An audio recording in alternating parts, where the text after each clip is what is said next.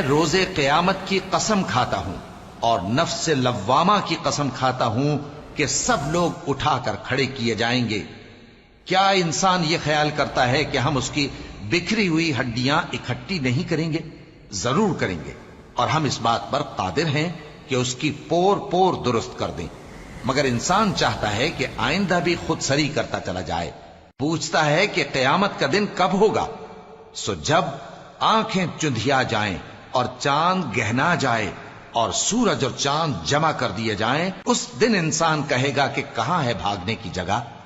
کہیں نہیں، کوئی جائے پناہ نہیں۔ اس روز تمہارے پروردگار ہی کے پاس تمہیں جا ٹھہرنا ہے۔ اس دن انسان کو جو عمل اس نے آگے بھیجے اور جو پیچھے چھوڑے ہوں گے سب بتا دیے جائیں گے۔ بلکہ انسان آپ اپنا گواہ ہے، اگرچہ عذر و معذرت کرتا رہے۔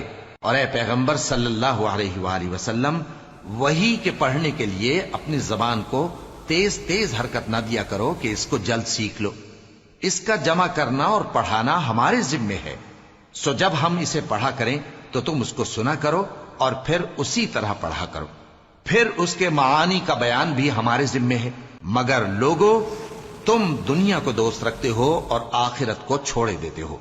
اس روز بعض چہرے رونقدار ہوں گے، اپنے پروردگار کی طرف نظر کیے ہوئے ہوں گے، اور بہت سے چہرے اس دن اداس ہوں گے، خیال کریں گے کہ ان کے ساتھ کمر توڑ معاملہ کیا جائے گا۔ ہاں، جب جان گلے تک پہنچ جائے اور لوگ کہنے لگیں اس وقت کون جھاڑ پھونک کرنے والا ہے، اور اس جاں بلب نے سمجھا کہ اب جدائی کا وقت ہے اور پنڈلی سے پنڈلی لپٹ جائے، اس دن تجھ کو اپنے پروردگار کی طرف کھینچے چلے چلنا ہے۔ پھر ایسے مغرور نے نہ تو پیغمبر صلی اللہ علیہ وآلہ وسلم کو سچا جانا اور نہ نماز پڑھی، لیکن جھٹلایا اور منہ پھیر لیا، پھر اپنے گھر والوں کے پاس اکڑتا ہوا چل دیا۔ خرابی ہے تیری، خرابی پر خرابی ہے، پھر خرابی ہے تیری، خرابی پر خرابی ہے۔ کیا انسان یہ خیال کرتا ہے کہ اسے یوں ہی چھوڑ دیا جائے گا؟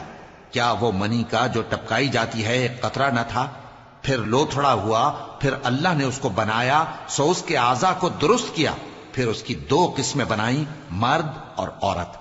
کیا اس کو اس بات پر قدرت نہیں کہ مردوں کو زندہ کر دے؟